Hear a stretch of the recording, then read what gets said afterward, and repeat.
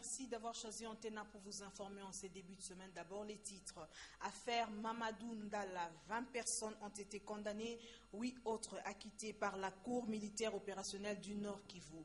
Le ministre des Infrastructures, Fridolin Kachechi, a promis aux sénateurs de revenir mercredi prochain pour leur apporter d'éclairage précises sur les FONER à propos de l'entretien de route de Kinshasa et d'ailleurs. Les développements dans ce journal. D'abord, cette information, le rapport de la commission ECOFIN sur la reddition de comptes pour l'exercice 2013 a été présenté ce lundi 17 novembre 2014 à l'Assemblée nationale. Dans ce rapport, la commission ECOFIN pointe du doigt le gouvernement dans la mesure où elle a constaté une différence entre les recettes mobilisées et les dépenses exécutées. De l'autre côté, à la Chambre haute du Parlement au Sénat, la plénière du lundi 17 novembre 2014 a tourné autour de la question orale avec débat adressé au ministre Fridolin Kachechi au sujet du Fonds national pour l'entretien du réseau routier. Le ministre a, en plus de la question précise de la route qui mène au quartier Mamaemo, Bumba, Ngomba Kikusa, a enregistré plusieurs autres préoccupations et a promis aux sénateurs de revenir le mercredi 19 novembre. La suite avec Eric Izami et David Tembeni.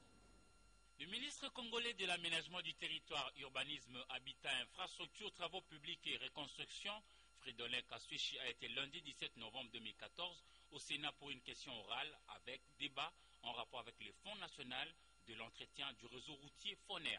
Initié par le sénateur Ndolela Léopold, le Sénat voudrait s'assurer si les pratiques irrégulières consistant à utiliser par le gouvernement des fonds collectés par le FONER à de fins autres que l'entretien de route ont cessé.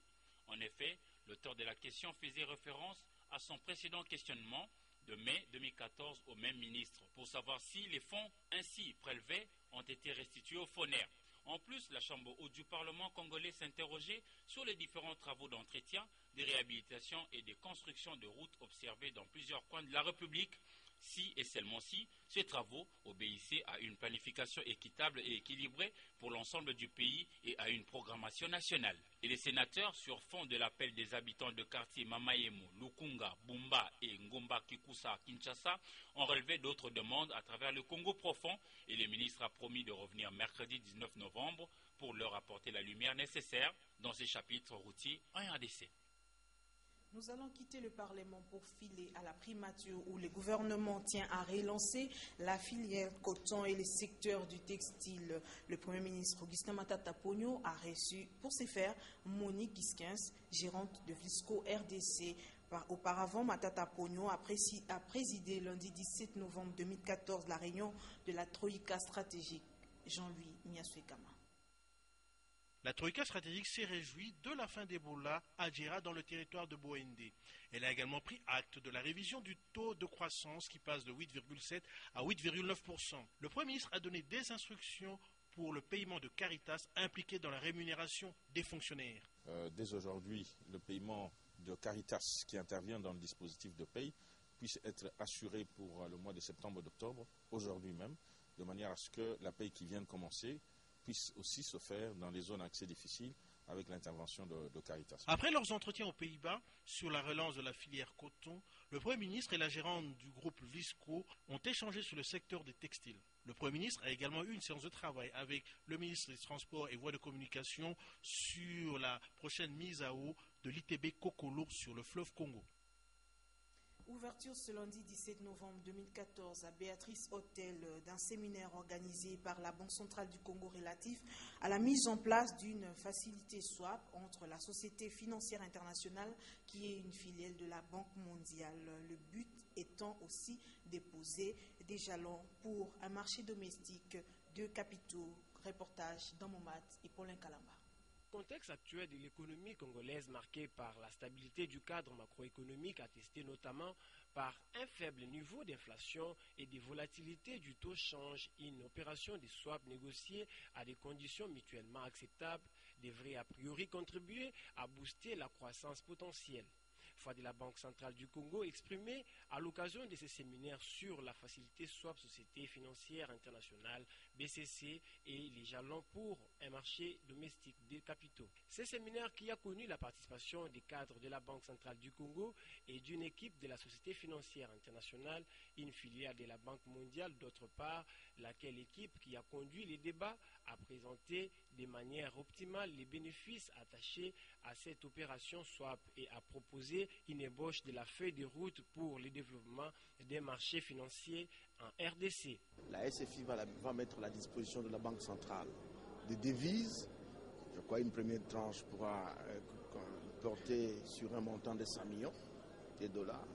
En contrepartie, la Banque centrale mettra donc à la disposition de cette société, cette filiale, les francs congolais, la monnaie nationale. C'est également cette action rentre dans le cadre de la dédollarisation de l'économie. Une facilité swap, un échange de monnaie permettra à la Banque centrale d'avoir des devises et de conforter ses réserves internationales, d'augmenter la couverture des importations. La volonté et l'implication des institutions présentes à ces assises laissent comprendre que l'édification des marchés financiers domestiques devrait se réaliser dans les meilleurs délais. Ce séminaire a notamment été financé par la Banque mondiale via le programme de renforcement des capacités en gouvernance. Des inspecteurs de la territoriale vont effectuer dans un proche avenir une mission de vulgarisation et d'évaluation des lois sur les entités territoriales décentralisées votées au Parlement et promulguées par le chef de l'État. Ils ont reçu des orientations à propos lors d'une réunion avec le ministre de l'Intérieur, Richard Mouyej. Reportage Ricardo Bakwa, Damien Maungo. Au total, 66 inspecteurs de la territoriale seront déployés dans toutes les 11 provinces de la République sous la supervision de l'inspecteur général à la territoriale, Odon Moussassa. Il s'agira pour eux de contrôler et d'évaluer l'application de mesures prises par le gouvernement central et leur niveau d'exécution. À ce sujet, le ministre de l'Intérieur, Richard Mouyej, leur a donné des orientations et instructions pour une bonne réussite de cette mission, combien importante pour le processus de la démocratisation en RDC. Il sera également question, lors de cette mission des inspecteurs, de faire la vulgarisation de certaines lois votées par le Parlement et promulguées par le chef de l'État, Joseph Kabila. L'actualité de ce lundi 17 novembre, c'est aussi le procès Mamadou Ndala, 20 personnes condamnées avec arrestation immédiate, 8 autres condamnées par défaut et 7 acquittés par la Cour militaire opérationnelle du Nord Kivu. Et dans les dossiers carnage qui a coûté la vie à une centaine de bénitiens, cette même Cour a condamné 2 prévenus avant d'en acquitter 2 autres pour ainsi clôturer ses audiences foraines à Béni. Nous sommes là dans la province du Nord Kivu, les tout dans ce duplex des Crispin Wandambi. D'abord, le dossier Mamadou Ndala, 12 prévenus condamnés à des peines allant de 12 mois à la mort avec arrestation immédiate. Parmi elles, le tristement célèbre Nzandou Kirotiro, colonel FARDC, condamné à mort pour participation à un mouvement insurrectionnel et complicité avec les assassins du feu Mamadou. Il paiera par ailleurs $1 million américains pour dommages et intérêts en faveur de la partie civile constituée essentiellement des membres de la famille du feu colonel Mamadou. Pour sa part, son collaborateur Kamoulé coopéra 20 ans de servitude pénale avec paiement de $1 million américains pour dommages et intérêts pour les mêmes faits que Birotio. Les 2 prévenus ont été radiés des FARDC après être placés sur le champ. Par ailleurs, 8 personnes ont été condamnées par chacune à la peine de mort pour participation à un mouvement insurrectionnel et meurtre. Parmi ces prévenus, le nommé Jamil Moukou, patron de la rébellion ADF. Cependant, 7 prévenus, dont colonel Tito Bichon-Ouazier, commandant FARDC ville de Béni, ont été acquittés. Pour preuve, et 3 autres ont vu l'action publique en leur charge éteinte parce que ces personnes ont rendu l'âme, donc décédées il y a peu. Les criminels condamnés ont été embarqués en direction de la prison Makala à Kinshasa. Sur les 4 prévenus poursuivis pour le dossier massacre à Béni, 2 personnes ont été condamnées, dont l'ADF Richard Makambo à la peine de mort pour terrorisme, crime de guerre et participation au mouvement insurrectionnel. Celui-ci avouait avoir participé à tous les carnages perpétrés contre la population civile à Béniville et territoire. Son bailleur, Gervais Kalicia, a été condamné à 4 ans de servitude avoir logé un ADF dans sa maison. Cependant, le colonel Birocho, encore prévenu dans ce dossier, a été acquitté faute de preuves. Un autre acquittement a été celui d'Emmanuel Délé, chef de cellule Mayangosé, où logeaient des bandits. La Cour a réitéré avoir statué à premier et dernier ressort en vertu du pouvoir lui reconnu. J'appelle de Béni Charmant Wandambi pour Antenne A18. Vous avez bien corrigé avec moi, c'était bien Charmant Wandambi et non Crispin, comme je l'ai dit tantôt. Dans ce même registre, il était considéré comme le terminator du mouvement rebelle M23. C'est le colonel Mamadou Ndala, nommé général de brigade à titre posthume par le chef de l'État, Joseph Kabila. À ces jours où le verdict de la Cour militaire du Nord Kivu sur son assassinat est rendu, la rédaction d'Antena revient sur les circonstances de sa mort dans ce commentaire de Sylvain Kapombo Bosengele. Formé par des instructeurs belges, angolais, américains et chinois, le colonel Moustapha Mamadou Ndala a été assassiné le 2 janvier 2014 au village Ngadi, situé sur l'axe Béni-Aéroport de Mavivi, dans la province du Nord Kivu, par des hommes non autrement identifiés. Cet assassinat est survenu lors d'une embuscade organisée selon le gouvernement congolais par les rebelles ougandais de l'ADF Nalu à 10 km de Béni. Cette disparition tragique du colonel Ndala, élevé à titre posthume au rang de général par le chef de l'État Joseph Kabila, constitue sans doute une perte énorme pour la RDC, particulièrement pour les Congolais vivant dans la partie est du pays. Les victoires éclatantes des combattants de FRDC sur les rebelles du M23, sous la conduite de cet ancien commandant du 42e bataillon des commandos des unités de réaction rapide des FRDC, l'ont rendu plus célèbre dans le monde entier. Rappelons que le général Mamadou Ndala était abattu, calciné à bord de sa Jeep avec 2 de ses gardes du corps. Né le 8 décembre 1978 à Ibambi, territoire de Wamba, dans la province orientale, le général de brigade Moustapha Ndala fut marié et père de 3 enfants. Ce héros national a été inhumé au camp lieutenant-colonel Kokulo dans la ville de Kinshasa. La suite de l'actualité en politique, le coordonnateur du mécanisme national de suivi, François Mambati Chimbi, avait pris part le week-end dernier au Fleuve Congo Hotel à l'atelier sur le cinquantenaire du parti lumumbiste Palou. Son intervention était axée sur les avancées réalisées dans les engagements souscrits par la République démocratique du Congo dans l'accord cadre d'Addis Abeba. Sylvie Fortuné-Moula. Les participants à la télé organisée dans le cadre des activités marquant les cinquantenaires du parti lumumbiste unifié Palou ont été édifiés sur l'état de la mise en œuvre des 6 engagements de la RDC souscrits au terme de l'accord cadre d'Addis Abeba et de la déclaration de Nairobi. Intervenant à ces sujets, François Mamba, coordonnateur du mécanisme national de suivi, a fait le point sur l'évolution de l'accord cadre qui a consacré la fin du processus de Kampala entre le gouvernement de la RDC et les différents groupes armés dans l'ex-M23. Au cours de cette intervention, le coordonnateur du MNS a relevé les actions déterminantes dans les secteurs de la sécurité et de la justice. Il a rappelé à l'assistance réunie au Fleuve Congo Hotel que parmi ces réalisations figure la matrice des critères de suivi qui a été validée par le comité de pilotage du MNS présidé par le chef de l'État, qui est donc un document de base pouvant permettre au pays de procéder aux différentes réformes dans les secteurs précités afin d'aboutir à une paix véritable pour un bon développement. Voici donc un accord qui s'installe précisément là où je suis arrivé dans mon récit. Comment faire en sorte de retrouver la paix, donc éviter qu'un pouvoir fantôme s'installe à Kinshasa, pacifier l'Est, atteindre le stade qu'on appelle de stabilité, c'est-à-dire là où les capitaux commencent à bouger pour donner du travail aux Congolais. S'agissant des éléments de FDLR qui tardent à déposer les armes, le coordonnateur du MNS a fait savoir aux participants que les délais butoirs pour les désarmements volontaires demeurent le 2 janvier 2015. Signalons par ailleurs que c'est samedi 15 novembre 2014 avait connu la participation de 2 autres intervenants, à savoir le professeur Kassongo Numbi et le gouverneur du Nord Kivu, Julien Paluku.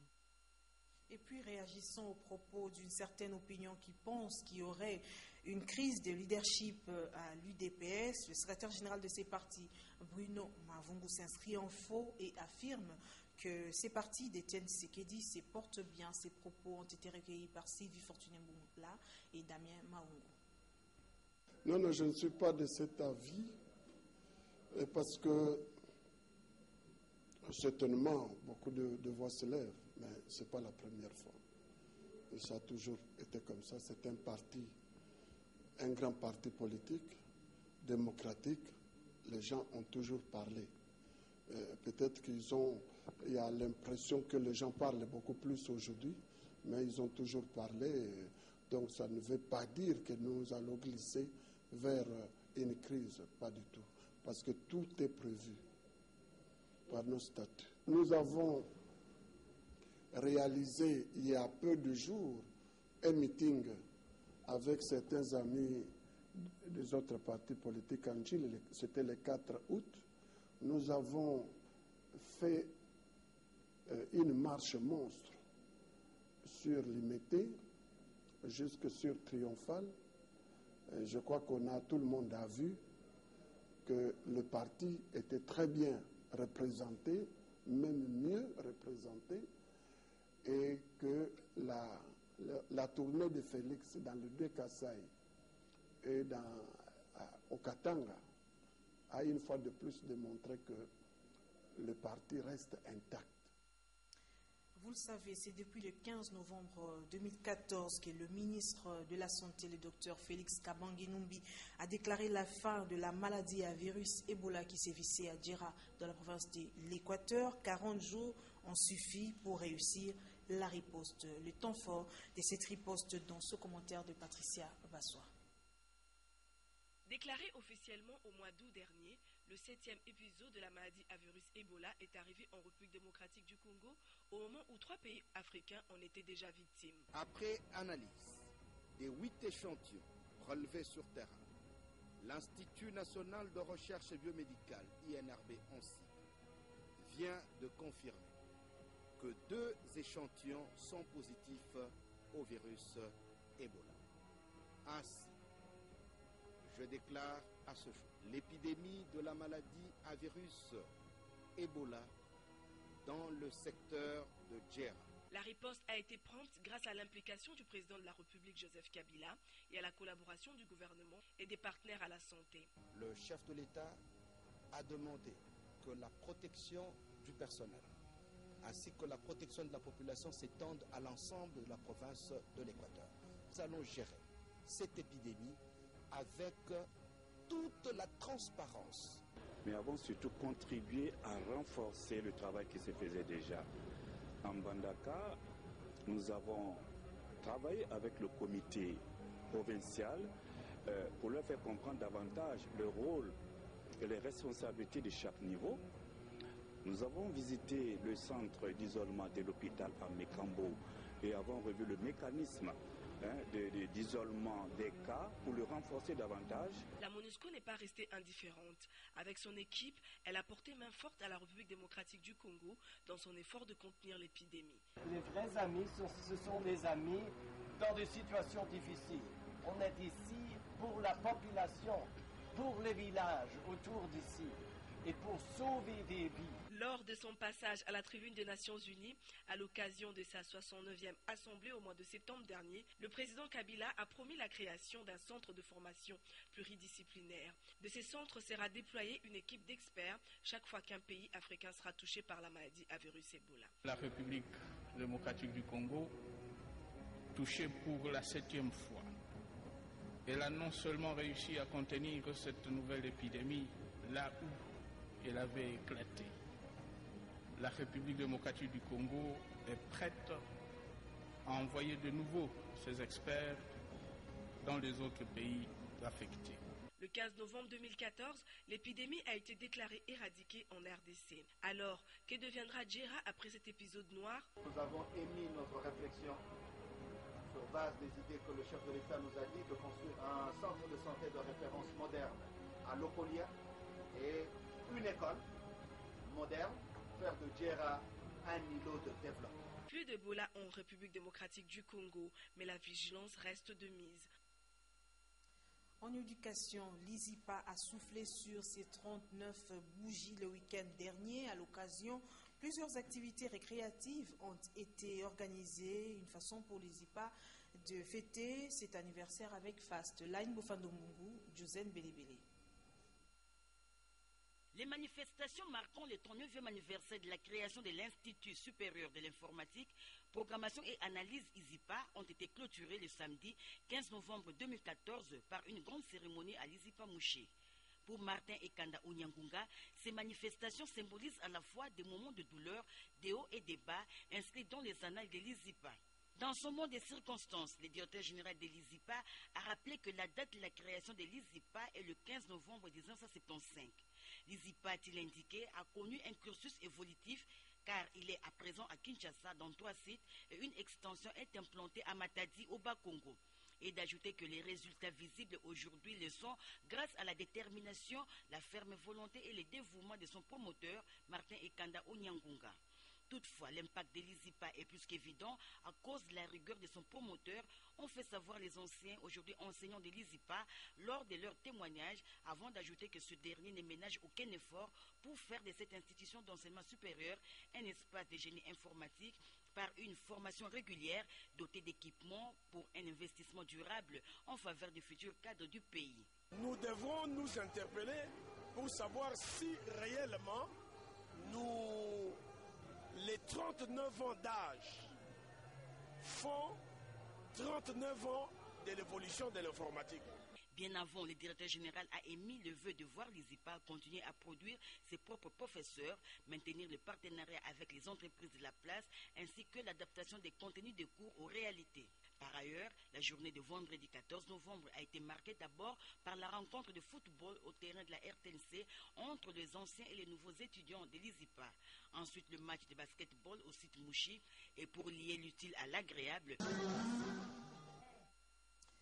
Je l'ai dit au début de ce journal, le rapport de la commission ECOFIN sur la reddition de comptes pour l'exercice 2013 a été présenté ce lundi 17 novembre 2014 à la plénière de l'Assemblée nationale. Dans ce rapport, la commission ECOFIN pointe du doigt le gouvernement dans la mesure où elle a constaté une différence entre les recettes mobilisées et les dépenses exécutées. Line Bofandombongo Blazunda.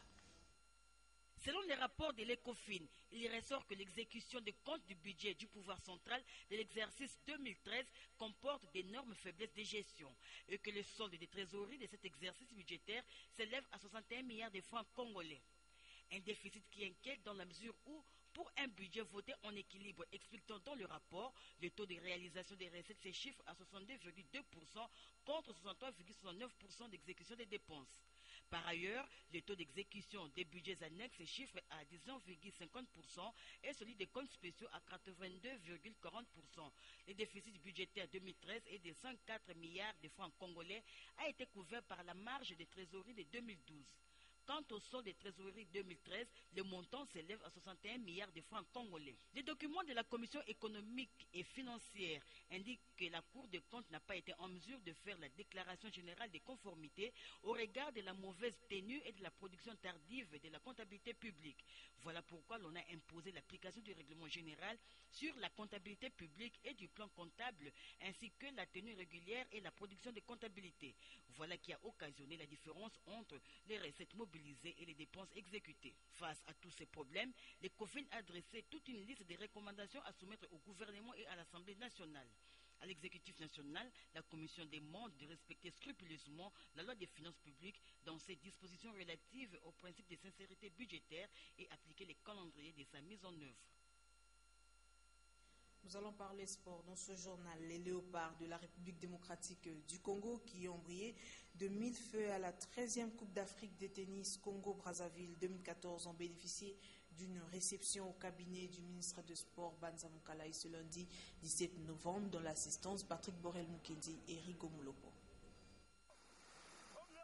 Après avoir remporté haut la main la 13e Coupe d'Afrique des Nations de tennis Congo-Brazzaville 2014, les Léopards tennis de l'RDC ont été reçus par le patron du sport, Borel Banza Mukalaï, qui a évoqué que cette prestation vient essuyer les larmes du peuple congolais. À ce stade, nos encouragements vous accompagnent. Ne vous découragez pas parce que c'est déjà un premier pas.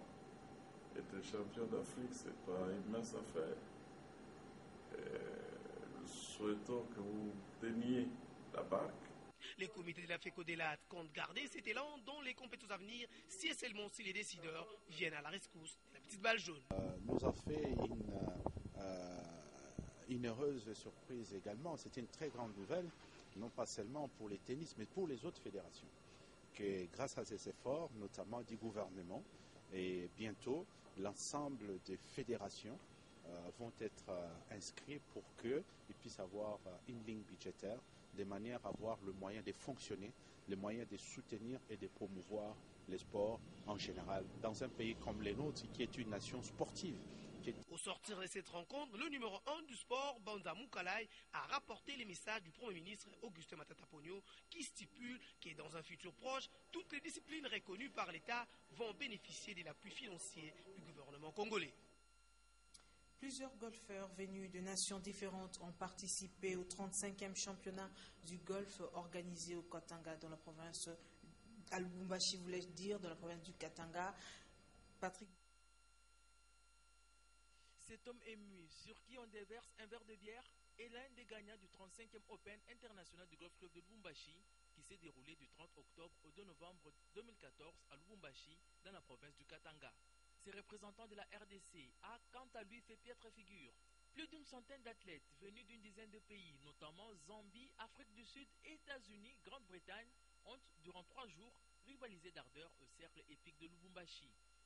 Malgré ce nombre impressionnant de participants, les organisateurs n'en sont cependant pas totalement satisfaits. Le déroulement du 35e Open international du Golf Club de Lubumbashi intervient au même moment que la célébration du centenaire de la SBL Golf Club de Lubumbashi. Meilleur cavalier en 78 et figure de proue du golf RD congolais, Tumbo revient sur la genèse de ces deux sports, à savoir l'équitation et le golf, dans la ville de Lubumbashi. De nos jours, défend l'un des organisateurs du 35e Open international du Golf Club de Lubumbashi. Tout Congolais peut pratiquer l'équitation et le golf. L'ouverture, tout comme la clôture de ces championnats, a été marquée par une soirée de gala au cours de laquelle prix et cadeaux ont été remis aux participants. Le 35e Open international du Golf Club de Lubumbashi a vécu. Place à présent à la revue de presse dans une sélection et un commentaire de Alain Kyuka. Félix Tshisekedi et Bruno Mavungu seraient-ils en rupture avec la base de l'UDPS? En tout cas, c'est ce que pensent les dépêches de Brazzaville qui en a fait sans manchette. Pour le journal, l'Union pour la démocratie et le progrès social connaît depuis plusieurs mois une situation confuse et dramatique, caractérisée notamment par une crise de confiance entre ceux qui tiennent actuellement les rênes du parti et la base. Le nœud du problème, la forte emprise des membres de la famille biologique d'Etienne Tshisekedi en convalescence en Belgique dans la gestion quotidienne du parti. Au moment où à l'UDPS le torchon brûle, le parti Lumumbiste unifié, parti cher au patriarche Antoine Gizenga, relance le débat sur la décentralisation et de la majorité à l'opposition. Il s'agit du bâtonnier Jean-Claude Mouyambo, sociétaire de la MP et président de Solidarité congolaise pour la démocratie, SCODE, qui vient de claquer la porte.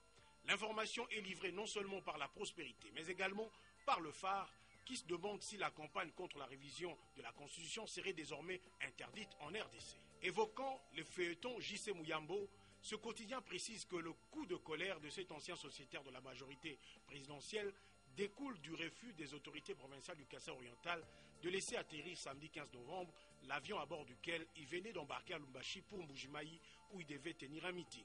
Et pour finir, au chapitre économique, un nouveau nom à la tête de RTL RDC renseigne le phare. Le nouveau directeur général de cette société de télécommunications faisant partie du groupe Barty RTL s'appelle Alain Kahacha. Après une brillante carrière au Niger où il a occupé les fonctions de DG de RTL de 2010 à 2014, M. Kahacha est revenu au pays début octobre dernier comme directeur d'exploitation. Nommé à la tête de RTL RDC samedi 15 novembre, il se voit ainsi récompensé après 8 années de loyaux services rendus à cette grande entreprise de télécommunications. Il ne reste plus qu'à souhaiter à Alain Kahacha plein succès dans ses nouvelles fonctions. Bonsoir. C'est la fin de ce journal. Restez branchés au programme de votre chaîne. Au revoir.